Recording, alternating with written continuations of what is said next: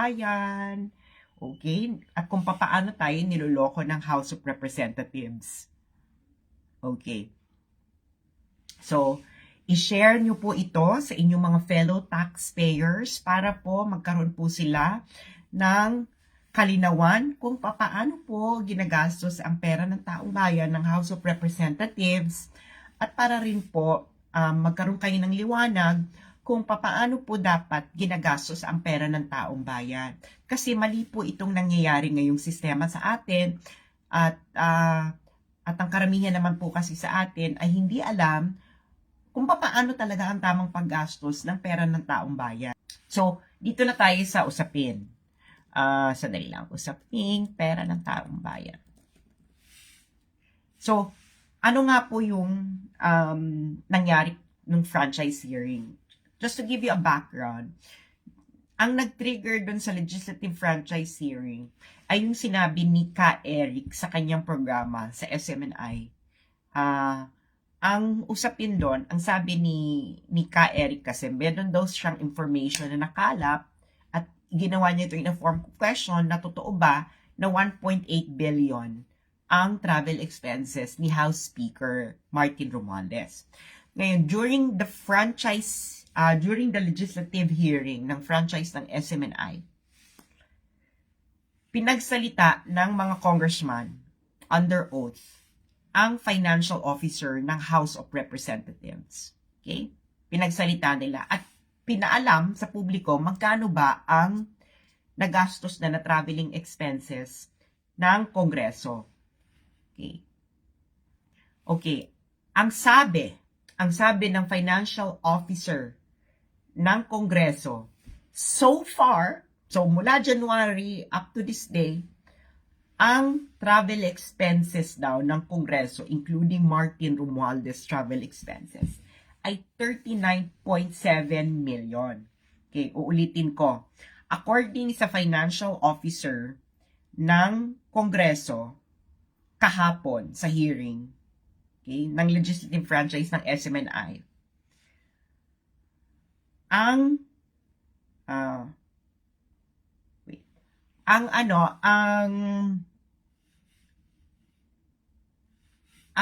nagastos na travel expenses so far ay 39.7 million. Okay, 39.7 million. Okay. So, 39.7 million. Sige. Isusulat ko lang kasi kailangan makita nyo i-demonstrate to 39.7 million. Ito yung travel expenses so far. Okay. Ngayon, para po sa mga hindi nakakaalam kung paano tumatakbo ang gobyerno. Okay? Meron every year po, bago pumasok ang bagong taon, bagong fiscal year na tinatawag, nagpapasa po sila ng budget for the year. Okay? Yan yung tinatawag na GAA, General Appropriations Act. Okay? Doon mo makikita kung magkano yung pera na iba-budget sa'yo for specific items. Okay? Ngayon, ang Kongreso, ang House of Representatives specifically, for 2023, ang inilagay sa kanilang budget for travel expenses ay around 2.66 billion. Okay? 2.066 billion. Okay? So, 2023 GAA yan, or General Appropriations Act. Okay? Ito kailangan nyo itong malaman para hindi kayo naluloko ng mga politiko. Okay? Okay. GAA, 2023 GAA, travel expenses. Okay, travel expenses. House of Representatives. Okay. So ulitin ko. So, para makita nyo ipapakita ko yung mga sinusulat ko. Paano ko ba tatagalin ito sa... Halatang hindi talaga ako alam gumamit ng camera stick. Ayan. So, eto na. So nakikita nyo, ayan, 2.066 billion. Narinig nyo ba ako? 2.066 billion. Yaan ang nasa 2023 General Appropriations Act na travel expenses ng House of Representatives. Okay? 2.066 billion. Tapos sabi nila kahapon, ang nagagastos daw nila ay 39.7 million. Okay? So, kung ikaw na walang alam, diba? Kung hindi mo alam kung paano tumatakbo ang gobyerno, sasabihin mo na, wow, ang galing naman ng House of Representatives. 2.066 billion ang hiningi nila, pero ang nagagastos pa lang pala nila is 39.7 million. So, magkano yan? So, 2.066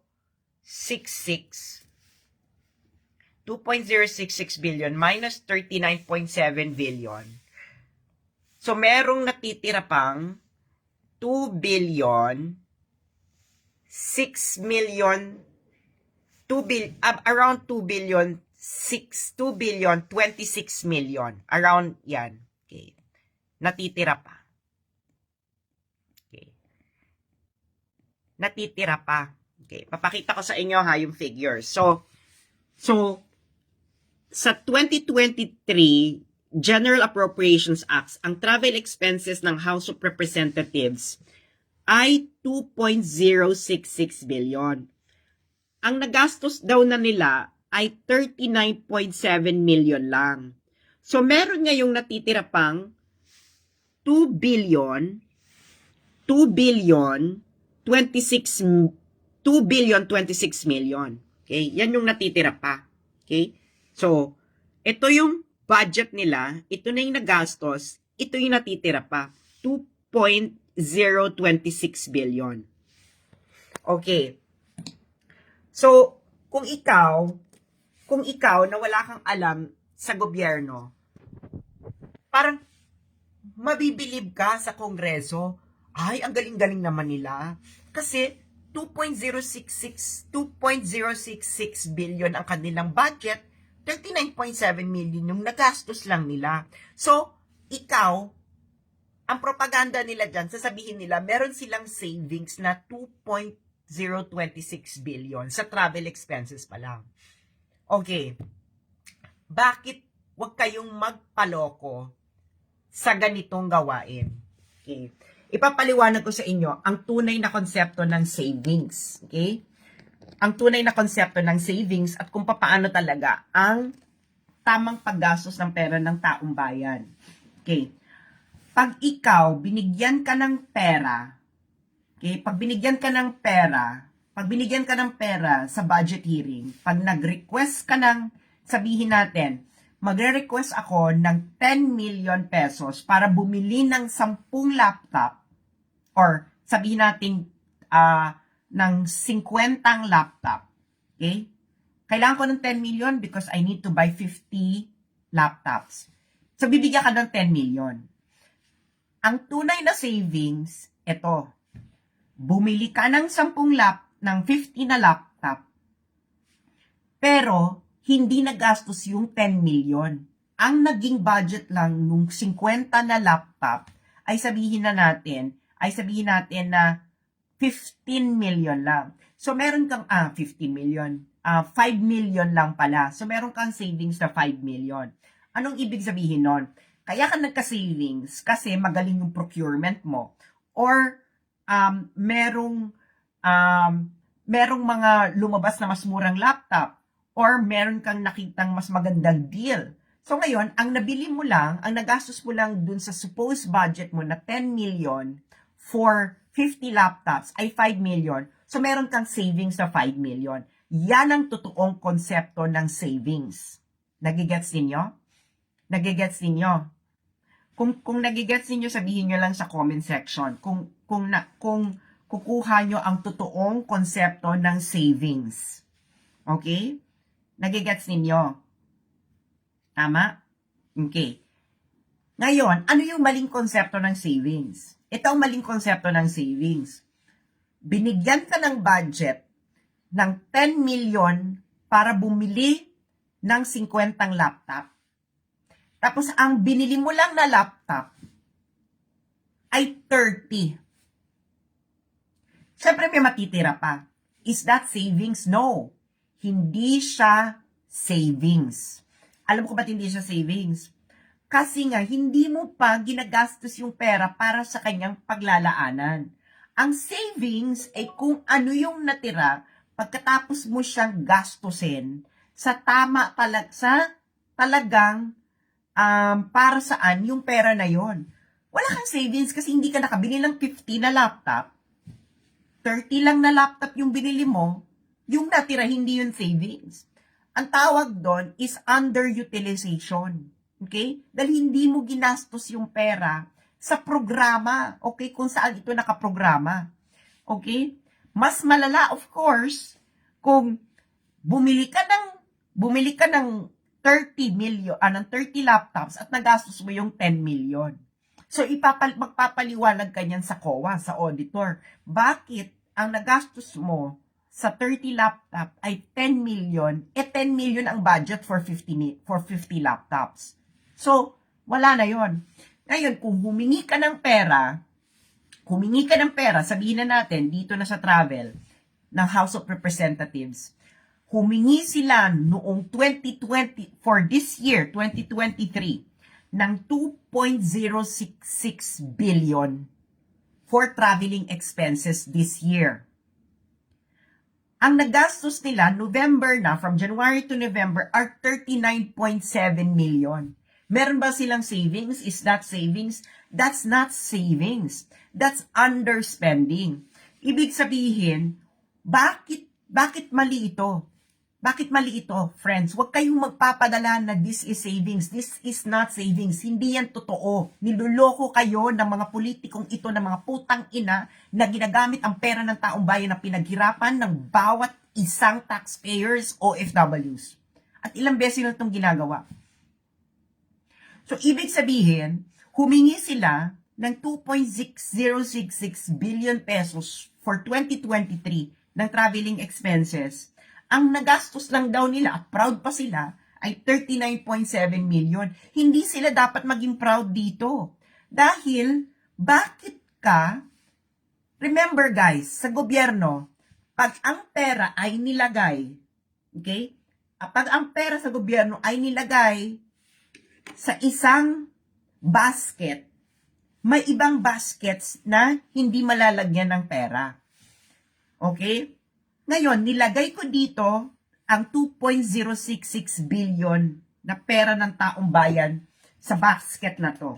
Okay? Pero, ang nagastos lang sa basket na ito ay ito. So, ano nangyari sa pera nito? Nandiyan nakatiwangwang. Okay? Nakatiwangwang. Mali ang konsepto na yan. Kasi itong perang nakatiwangwang na ito, dapat ito ay nasa mga serbisyo ng gobyerno na nangangailangan ng pera. For example, hospital. Maraming hospital ang mas mapapakinabangan ito. Ito lang naman pala kailangan mo eh. Bakit nandito sa basket mo itong pera na to?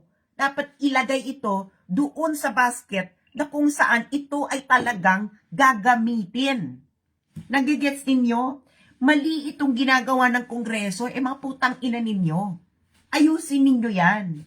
Sasabihin nyo, hindi to fake news. This is kayo mismo ang nagsabi kung magkano pa lang ang nagagastos ninyo. Okay? So, meron kayong 2.066 billion na nakatiwangwang sa mga putang ina ninyong account.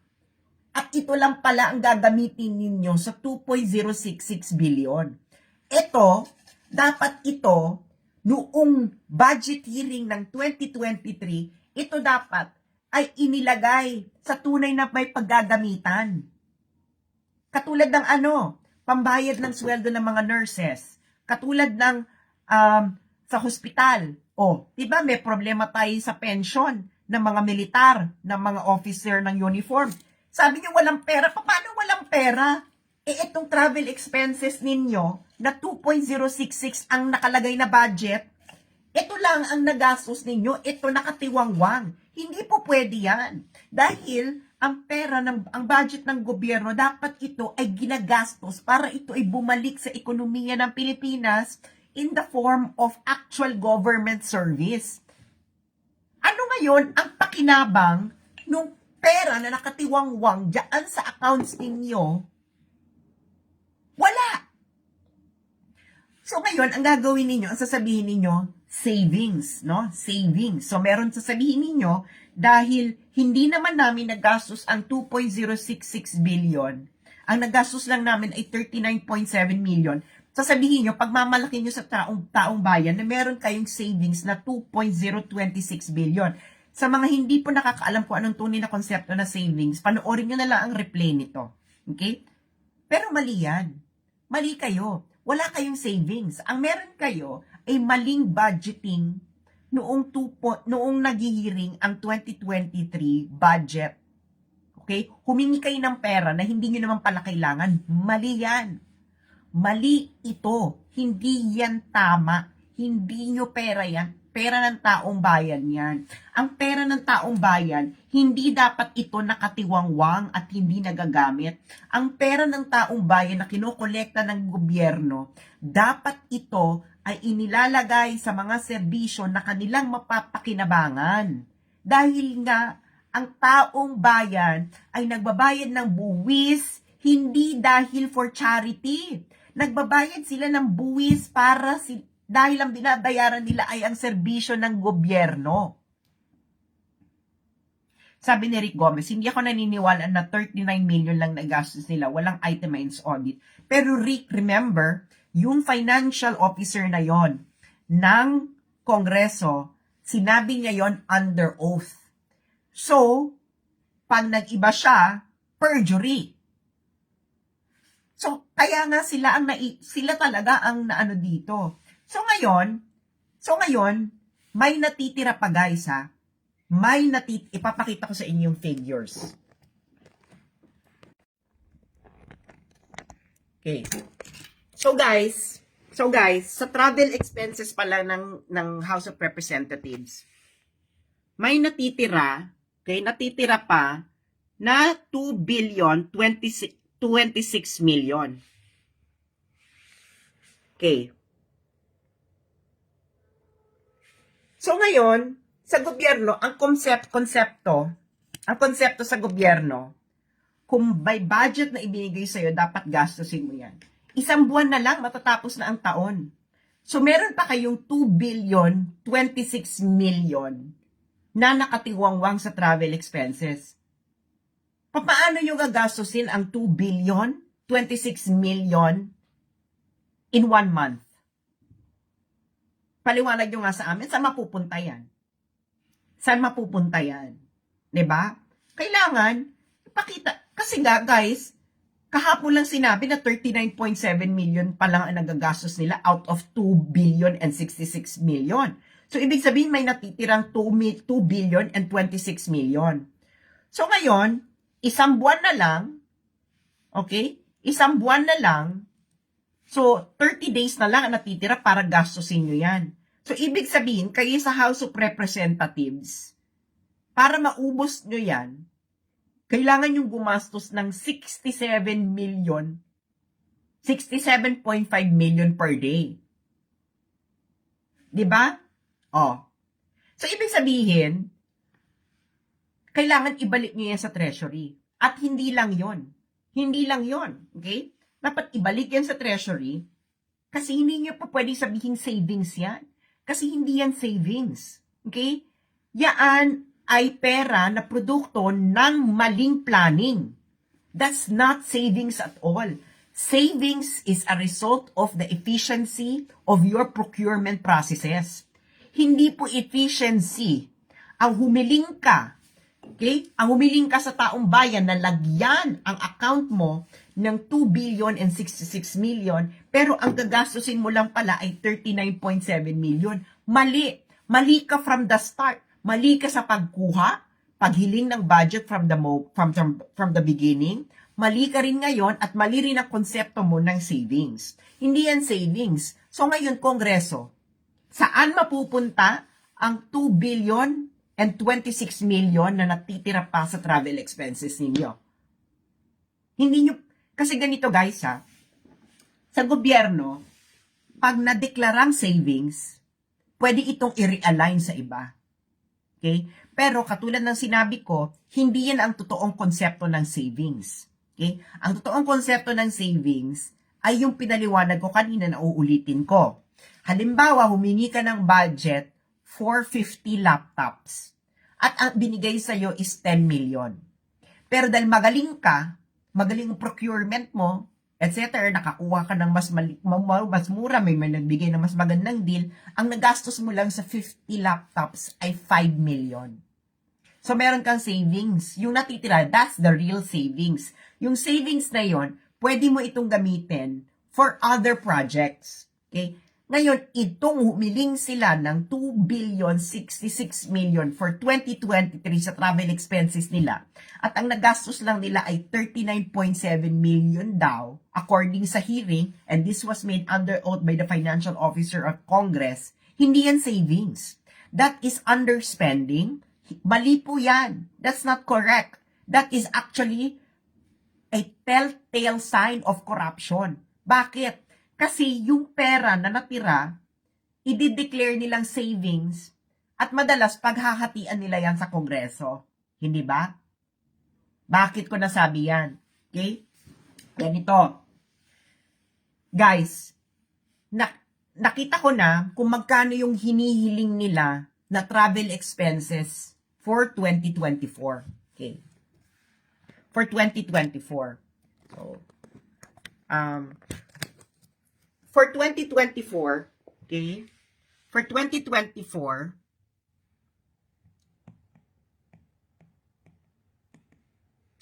okay, for 2024, kita nyo na kung gaano tayo, kung paano yung corruption ha. For 2024, ang hinihiling ng Kongreso ay 1.399 billion. So for travel expenses, kailangan daw nila ng 1.399 billion for 2024.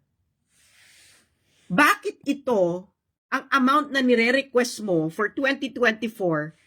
For 2023, ito lang naman pala ang gastos mo. Ang layo. Ito yung gastos mo. Ito yung hinihiling mong budget. Guys, ipaliwanag nyo nga yan. Ito ang nagastos mo for 2023. Ang hinihiling mong budget for 2024 ay 1.399 billion. Ang layo. Nag-gets ninyo? Nakuha nyo ba? Kung nakuha nyo, sabihin nyo sa comment section. Nag-gets ninyo ba? Ang nagastos nila for travel expenses for 2023 ay 39.7 million lang so far. Okay. Pero, ang hinihiling nila na travel expenses budget for 2024 ay 1.399 billion. Tama ba yun? Tama ba yun, mga kababayan? Oh, yung mga OFWs dyan, yung mga domestic helpers sa Hong Kong, di ba? Yung mga domestic helpers, hindi lang sa Hong Kong, pati sa Middle East. Pag kayo humingi kayo ng budget sa amo ninyo, di ba? Halimbawa, hindi nyo pa alam kung magkano yung gagastusin. Binigyan ka, for example, ng amo mo, okay? For this day. Okay, bibigyan kita ng 1,000 Hong Kong dollars. Pero, nakikita ng amo mo, ang nagagastos mo lang pala is, may pattern, ang nagagastos mo lang pala sa pamamalengke ay 300 Hong Kong dollars. Pwede mo ba sabihin sa amo mo na, okay, pahingi po ako ng 1,000 Hong Kong dollars sa budget? 300 Hong Kong dollars nga lang yung nagagastos mo eh. So at most, ang ibibigay sa'yo ng amo mo siguro, mga 500 Hong Kong dollars, no? Just for the contingency. Pero hindi yun na ang nagagastos mo lang pala ay 39.7 million for travel expenses. Tapos, ang hihingin mong budget ay 1,399,000,000? Tama ba yon? Okay, may tanong si Nodge. Okay, Nodge.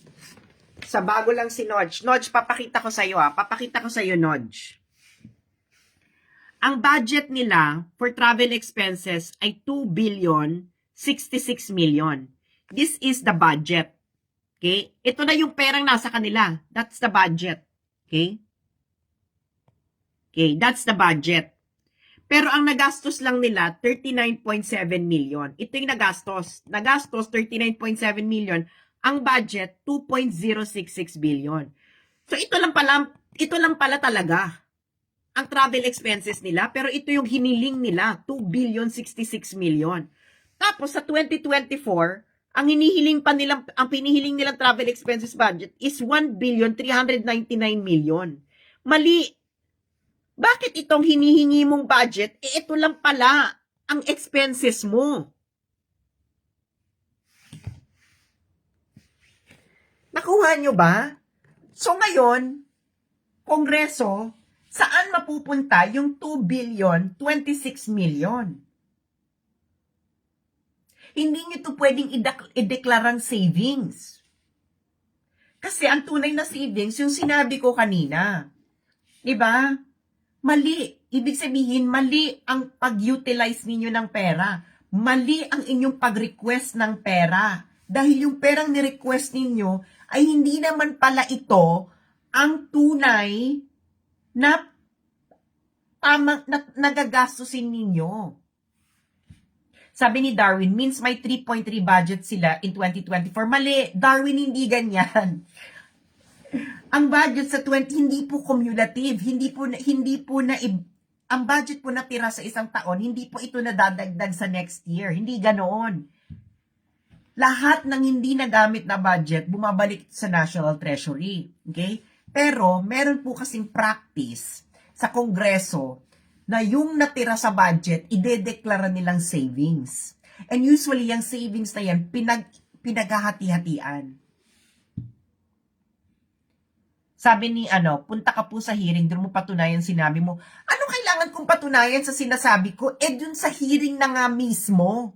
Sa hearing na nga mismo sinabi, engot ka rin pala Sa hearing na nga nila mismo sinabi na 39.7 million lang ang nagastos nila.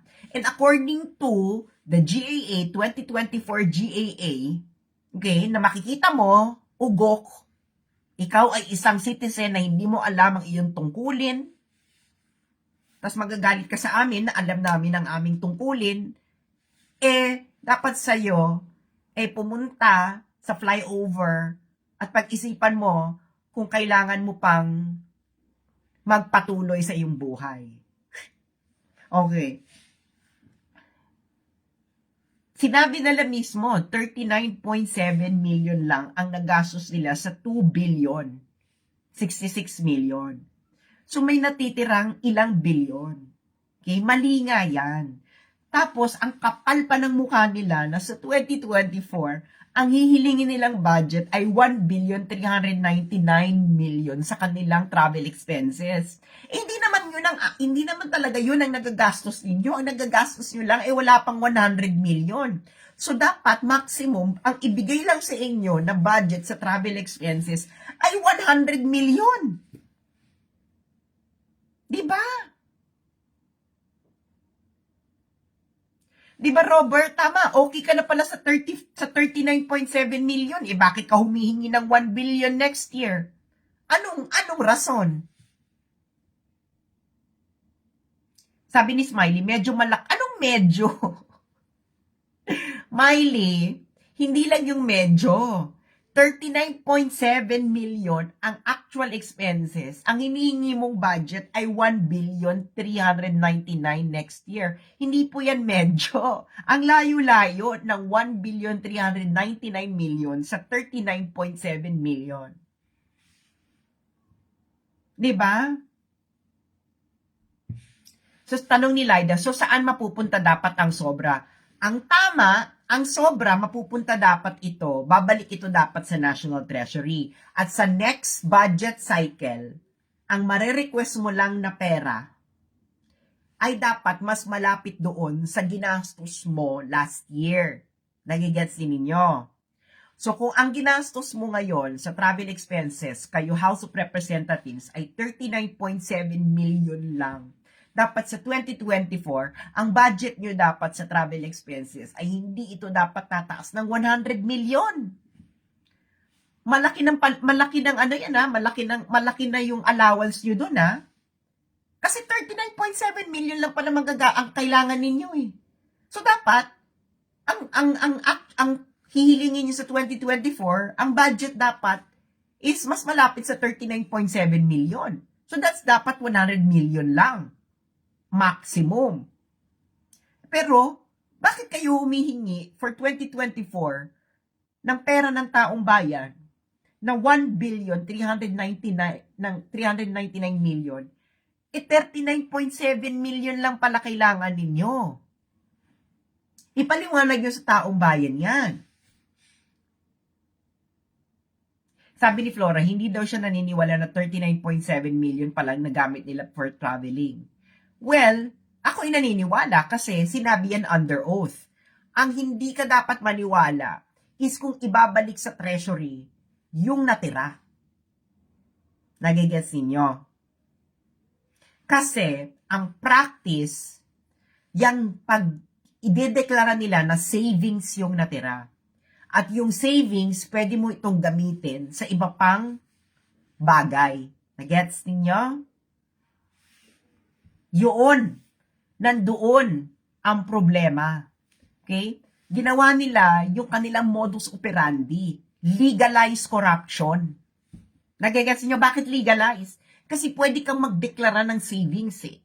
Halimbawa, may natira, gagawin mo siyang savings, tapos yung savings na yon gagamitin mo siya sa isang bagay. So doon ang problema. Okay? Legalized corruption. Okay? Pero mali nga, kasi pag diniklara nila yung savings na yan, justified pa rin na humingi sila ng ganong amount. Okay? Gets ninyo? So, ngayon, 39.7 million lang ang expenses. Sabi nila yan, ha? Under oath nila sinabi yan. Tapos, hihingi sila ng budget next year ng 1,399 million. Hindi pa pwede yan. Mali. Mali ang patakaran, ito ay legalized corruption. Oh, sinong congressman ang magsasabi sa akin na mali ako? Sabihin nyo nga. Meron ng kayo nga mga friends, meron na bang congressman na nagsabi na mali ang sinasabi ni SAS? Wala, 'di ba? Wala. Kasi tama yung sinasabi ko. Okay? Ngayon itong mga congressman na ito, na nananalig sila sa inyo, na wala kayong pakialam. Yun. Nandun sila. At magpapatuloy itong ganitong sistema hanggang hindi ito mababago. By force. Dapat ito ay baguhin by force. Dahil ang pera na dapat pinapakinabangan ng taong bayan in the form of government service, hindi yung mga ayuda ni congressman. That's not government service. I'm so sorry. Ang mga ayuda ni congressman at senator ay hindi government service. Ang government service ay ito ay ang serbisyo ng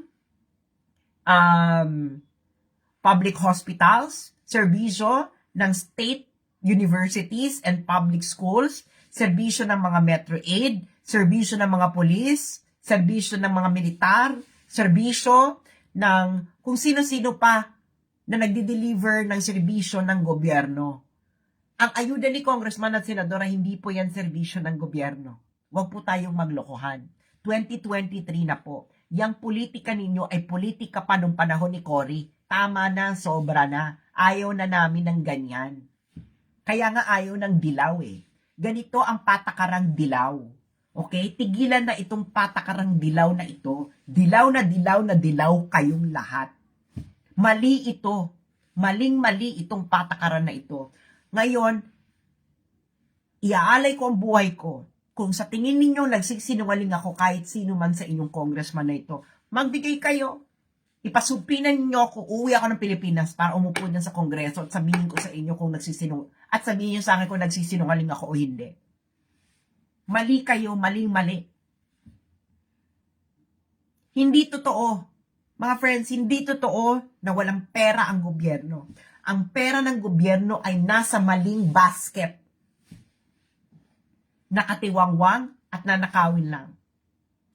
Can you imagine, ang actual expenses mo ng traveling, 39.7 million? Tapos ang hinihingi mong budget, 1,399,000,000? Oh, nasa ang katarungan dyan? Malinis ba yan? Gawain ba yan ng hindi magnanakaw? Diba? Guys, yung mga magulang dito,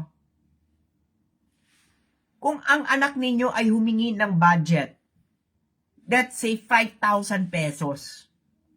Pero ang tunay na gastos lang pala ay 1,000 pesos. Pag humingi ba sa inyo at uli yung anak niyo ng budget, bibigyan niyo uli ng 5,000? Syempre hindi. Ang bibigay niyo sa kanya mas malapit dun sa 1,000. Pwede niyo doblehin yung 1,000 for contingency. Pero hindi bibigay 5,000. 1,000 lang pala yung gastos mo eh. Diba? Yung mga magulang dito, tama ba ako mali? Tama ba ako mali? Yung mga magulang dito. Sige nga, sino sa inyong mga, tama, sabi ni Den, tama, yes. Diba? Kita mo? Tama, diba? 39.7 million lang pala ang travel expenses ninyo. Okay? Sabihin natin for up to this moment. So bakit kayo humihingi ng 1,399,000,000 for 2024 for travel expenses? 39.7 million lang pala kailangan ninyo. So dapat, siguro kung generous ako, dapat ang ibibigay ko lang sa'yo 100 million for 2024. Hindi 1,399,000,000. Tarantado. Sino yan? Ano kayo? Anong logic yan, mga congressman? Hindi ba yan logic ng magnanakaw? Hindi ba logic ng magnanakaw yan na ang talagang ang nagagastos pwede nyo lang ang magagastos nyo lang pala sa isang taon ay 39.7 million. Tapos ang hihingi ninyong budget for 2024 ay 1,399,000,000. Gawaing magnanakaw yan eh. Kupit. Kaya gusto nyo ng ganung kalayo at alam ito ng mga estudyante, di ba? Alam ito ng mga estudyante. Nahihingi ka ng budget na malaki, tapos hindi mo sasabihin sa magulang mo yung tunay mong ginagastos para yung tira, kupit mo na. Di ba? Diyos ko dahil, lahat tayo naging estudyante, alam natin itong gawain ito. Tama? Yung mga naging estudyante dito, di ba? Ganyan tayo nun sa mga magulang natin. Halimbawa, ang school project, 150 pesos. Siyempre, tapos hihingi tayo, sabihin natin, 300 pesos. Kupit na natin yung 150 pesos. So, ganoon ang kanila. Diba? Ganoon ang gawain. Tama? Kita mo si Sin, natatawa eh. Diba? Alam yan ng mga Pilipino, kupit, gawaing kupitero yan. Ang gastos mo lang, 39.7 million, tapos hihingin mo sa taong bayan is 1,399,000,000. Kupit! Gawaing kupitera. Tapos kayo, papunta-punta pa kayo ng simbahan, padasal-dasal, pakita-kita ng dadasal, ugok. Hindi naniniwala sa inyo ang Diyos na malinis ang mga budhi ninyo. Kung ang inakupit na kupit, gawaing kupitero. 'Di ba? Yung mga estudyante, 'di ba? Di ba ganyan yan, di ba? Di ba? Lahat naman tayo naging estudyante ng mga bata tayo, kaya alam natin tong gawain na ito. School project, 150 pesos. Pagpunta kay nanay, kay tatay, tay, nay, kailangan ko ng 300 pesos. Pero ang school project lang pala 150 pesos. Kupit. Yung natira, kupit na natin, di ba? Ganyan din kayo sa kongreso. Ang actual ninyong gastos ay 39.7 million. Ang hihiling, pero ang budget ninyo 2,066,000,000. So yung natira, kupit.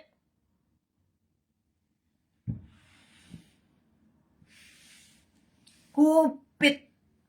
Kupit ito. Ngayon kung hindi ito kupit, ipaliwanag ninyo sa amin ano ang logic na ang gastos nyo lang pala sa travel expenses ay 39.7 million. Pero ang hinihingi ninyong budget next year sa travel expenses ay 1,399,000,000. Oh, ang layo, uy, mga congressman, ang layo ng 39.7 million sa 1,399,000,000. Yung hinihiling ninyo na pera sa taong bayan, 1,399,000,000, ang layo sa actual ninyong gastos na 39.7 million. Tangina, yan ay gawain ng mga estudyante noon. Kupit. Alam namin yan, lahat ng estudyante alam itong modus operandi na ito. Ang actual na gastos, lalagyan mo ng sasabihin mo kay nanay, tataasan mo yung kukunin mong pera, hindi mo sasabihin na 150 lang yung school project. Sasabihin mo, yung school project 500 pesos. Kasi yung matitira doon, kupit mo na. Oh. Tama? Oh. Kupit na kupit yung modus operandi ninyo, House of Representatives. Hindi nyo maluloko. Ang mga maluloko nyo lamang dito ay yung mga binibigyan ninyo ng ayuda mula sa kinupit ninyo sa taong bayan. Magbago na kayo, uy. 2023 na. Yung Bangladesh, malalagpasan na tayo, pero kayo hanggang ngayon, ganyan pa rin kayo. Gusto nyo pa rin kumupit ng kumupit.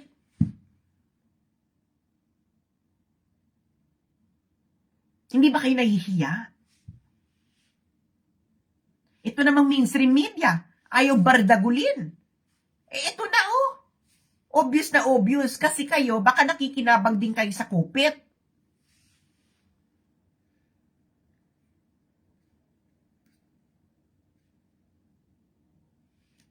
Diba?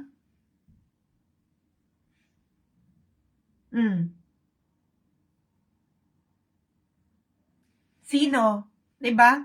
Sinong congressman magsasabi na nagsisinungaling ako? Wala kayong harap na maipapakita dahil tama ang sinasabi ko. Hindi ang actual mong gastos 39.7 million.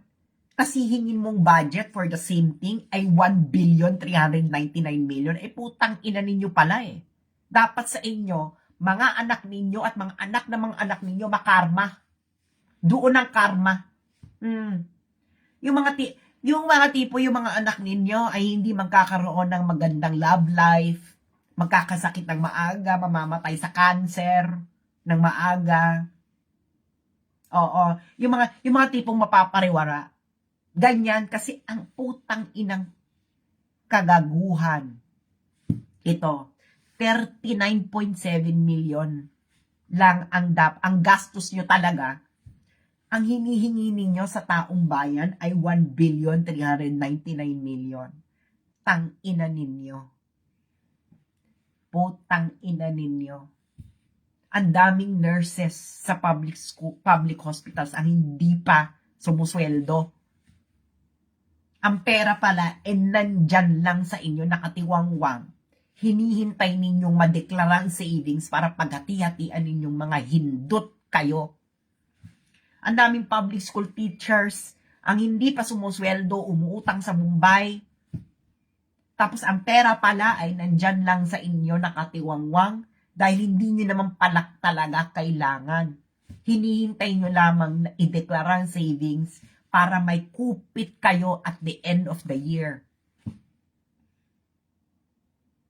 Yung mga pulis, Diyos ko mio, dahil wala nang maliit ang sweldo, kulang. nauuwi na lang sa paggawa ng krimen, ayaw naman talaga nila, kaya nga sila nagpulis. Kaso, kayong mga congressman, nagpapalaki kayo ng mga itlog at nagpapa-fresh ng mga kipay.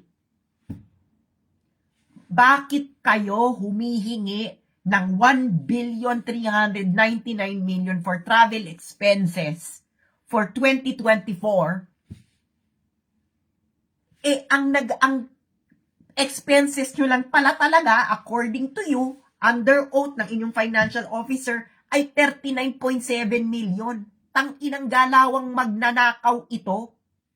Magnanakaw ang galawan. Yaan ang tunay na magnanakaw ang galawan. Alam niyo kung bakit? Kasi tinatago kung papaano nanakawin. Sige nga, Commission on Audit, ipaliwanag nyo nga sa amin ito. Tama ba to? Magsalita kayo, Commission on Audit. Kayo dapat ang nagsasalita dito. Pero ano kayo? Natapalan din kayo. Dapat sa inyo binubuwag. Pinapalitan ng tama. Ang ina, 39.7 million lang palang ginagastos ninyo. Tapos ang gusto nyong budget, 1,399,000,000? Kupit! Dalawang kupit!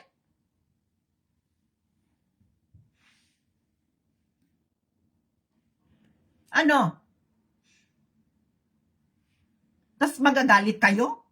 Magagalit kayo na nagagalit sa inyong taong bayan. Ba't hindi magagalit ang taong bayan sa inyo? Ang taong bayan ang amo ninyo. Ang taong bayan, dapat ang trato nila sa inyo ay property because you are really public property. Yan ang sabi ng Supreme Court. Elected officials are public property. So, dapat kayo inuusig ng taong bayan. Pag sinabi ng taong bayan sa inyo, ilabas ninyo ang resibo, ilalabas ninyo ang resibo. Dahil kayo ay trabahador lamang ng mga taong bayan. Hindi yung feeling ninyo, hari kayo ang boss. Hindi kayo ang boss. Ang boss ay ang taong bayan. Pag sinabi ng taong bayan na hindi ka dapat bigyan ng 1 billion for travel expenses to 2024 dahil 39.7 million lang pala ang gastos mo. Dapat sa'yo, including na yung contingency funds sa travel expenses, dapat sa'yo at most ay 100 million. Kaya nyo palang 39.7 million. Ba't kayo humihingi ng 1,399,000,000? Ano yan? Diyos mio. Lahat ng estudyante, alam yung gawain na yan, gawain kupit.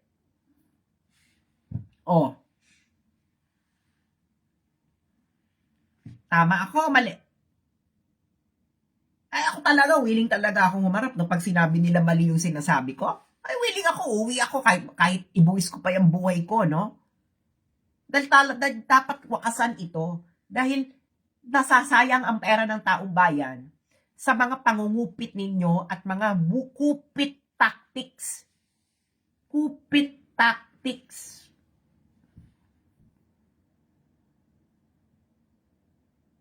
Diyos ko, dahil halos araw-araw may nagme-message sa akin na nurse. Hindi pa daw, nakalimutan ko na meron daw sa public hospitals na dapat ma-receive na nila na hindi pa nila nare-receive. I forgot ko anong term. Halos araw-araw yan may nagme-message sa akin. Tapos putang ina na, nakatiwangwang lang pala yung pera sa inyo at hinihintay nyo i-declare ang savings para pagkatapos ng end of the year, paghahati-hatian ninyo na ninyo mga putang ina kayo. Mali ako, tama? Ako kasi hindi ako natatakot kahit sa isa sa inyo dahil wala akong pangarap maging parte ng gobyerno. Dahil lahat ng nagiging parte ng gobyerno, nagiging kupitero. Yan. Nandyan kasi ang temptation. No? Alam niya kung sino lang hindi. Si Duterte, dahil si Duterte, isa lang daw ang kasalanan niya sa tao. Alam niyo na yun, hindi ko na kailangan sabihin. Pero kayo dyan, kupit kayo ng kupit, gawaing kupit. Diba? Ipaliwanag nyo sa taong bayan. Bakit kayo humihingi ng 1,399,000,000 na budget for travel expenses sa 2024? Pero ang gastos nyo lang pala sa travel expenses ng 2023 ay wala pang, ay 39.7 million lang. Ang layo. Ang layo. Gawain ito ng kopetero. Gawain ng kopetero. Sino ngayon? Sino ngayon ang madumi? Kayo ang dahilan kung bakit ang image ng Kongreso ay pumapangit dahil sa mga ganitong gawain. Paliwanag nyo nga yan. Sino? Asan ang ano doon? Asan ang logic? Asan ang logic na humihingi kayo ng 1,399,000,000 for travel expenses sa 2024, pero ang gastos nyo lang pala talaga ay 39.7 million. Ano ang logic doon? Yung mga magulang sa akin na nakikinig ngayon, alam nila itong gawain ito. Ginagawa ito ng mga anak nila sa kanila. Sasabihin, ang kailangan nilang budget sa school, sa project sa school ay 500 pesos. Pero ang tunay lang pala 100. O, di ba? Alam ng mga magulang yan. Saka tayo alam natin yan. Dahil nung estudyante tayo, ginawa natin lahat yan. Di ba? Diyos mio. O, sino sa inyo sa Kongreso ang uusigin ninyo ang inyong sarili? Na bakit kailangan ninyo ng 1,399,000,000 for travel expenses next year? 39.7 million lang pala kailangan ninyo. Oh.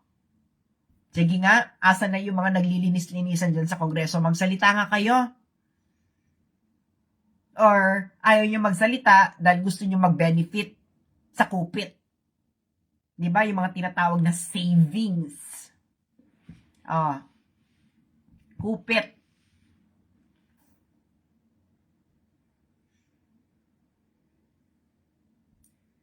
So ano? Diba? So ayun lang, mga kababayan, kung sa tingin nyo ay makakatulong ito, i-share nyo tong video na ito. Yung mga vloggers yan, vloggers, tiktokers, etc. Huwag na kayo magpaalam sa akin kung anong gusto nyo gamitin sa page ko, gamitin ninyo. Dahil tama na, sobra na ito. Minsan lang tayong mabuhay sa mundo. Dapat ibuhusan natin, no? Kung buhusan natin yung galit natin para mabago yung sistema. Dahil ang tagal-tagal na nito, putang ina, 2023 na, yung Bangladesh na unahan na tayo. Putang ina ninyo, wala kang ibang ginawa dyan kundi mag-isip kung paano makakakupit ng pera ng taong bayan.